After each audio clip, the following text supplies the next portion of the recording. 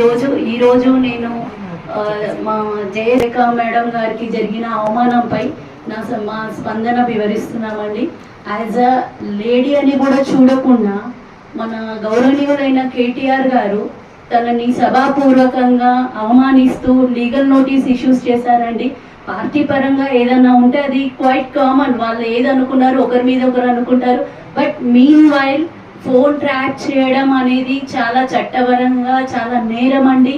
దానికి మేము ఖండిస్తున్నాము JAC group తరఫు నుండి. And it's under article 21 it's right to have a peaceful environment and right to live in this thing. Phone trap అనేది ఒక serious allegation ఉంటే and unless and until court direction and concerned authority permission లేకుండా చేయడం అనేది చాలా నేరం లీగల్గా. And తను కొండ సురేఖ మేడం ప్రశ్నించినందుకు తన పైన తన నోరు మూపినికి తనకు నోటీస్ ఇష్యూ చేయడం అనేది చాలా అవమానకరం. లేడీ అని కూడా చూడకుండా తనకి నోటీస్ ఇష్యూ చేయడం, మేము సిద్ధంగా ఉన్నాము దాన్ని as a JAC group members వాళ్ళకి సపోర్ట్ చేయడానికి.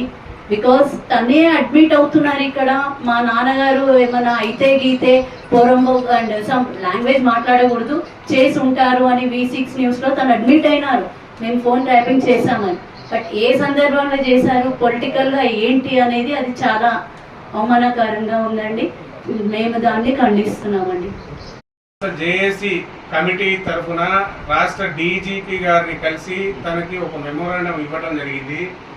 ఆ మెమోరాండం సారాంశం ఏంటంటే, డీజీపీ గారికి ఇచ్చిన మెమోరాండం సారాంశంలో గత ప్రభుత్వం ఏదైతే ఉందో అధికారాన్ని అడ్డం పెట్టుకొని వయలేషన్ చేసింది, అధికారాన్ని దుర్వినియోగం చేసిందని, దాంట్లో ఇవి ఎటువంటి పర్మిషన్ లేకుండా ఫోన్ ట్యాపింగ్ విషయంలో ఎటువంటి పర్మిషన్ లేకుండా, పర్మిషన్ అనేది ఖచ్చితంగా రాజ్యాంగంలో చట్టంలో క్లియర్గా మెన్షన్ చేయబడుతున్నది. సెక్షన్ 419 సబ్సెక్షన్ 1 ప్రకారము మరియు సెక్షన్ 5 సబ్సెక్షన్ 2 ప్రకారము ఎవరిదైనా ఫోన్ ట్యాపింగ్ చేయాలంటే అది కూడా ఖచ్చితంగా దేశద్రోహానికి పాల్పడుతున్నట్టు అనుమానం ఉంటే తప్ప ఏ వ్యక్తిగత స్వేచ్ఛని ఆర్టికల్ 21 ప్రకారము ఏ ఒక్కరి వ్యక్తిగత స్వేచ్ఛని హరించే విధంగా చేయకూడదు అనేది చట్టాలు క్లియర్గా చెప్తున్నాయి.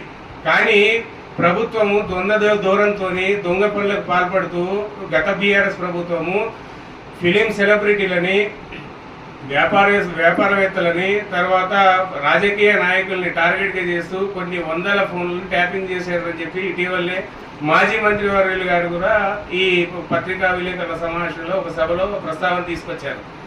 దీంట్లో ఏంటంటే పర్మిషన్ అనేది ఖచ్చితంగా కేంద్రం అనుమానం ఉన్న వ్యక్తుల మీద కేంద్ర ప్రభుత్వ హోంశాఖ కార్యదర్శి కానీ ఆయా రాష్ట్రాలు హోంశాఖ కార్యదర్శుల పర్మిషన్ తీసుకొని ఆర్డర్ పాస్ అయిన తర్వాత మాత్రమే వారి యొక్క ఫోన్లు ట్యాప్ చేయాలనేది ఒక రూల్. కానీ వీళ్ళకి ఏమి చట్టాలు తెలియనట్టు మరి ప్రభుత్వం ఏ ఇష్టానుసారంగా వివరించి ఆ విధంగా చేయడాన్ని తెలంగాణ రాష్ట్ర జేఏసీ తరపు నుంచి మేము ముక్త ఖండంతో ఖండిస్తున్నాము.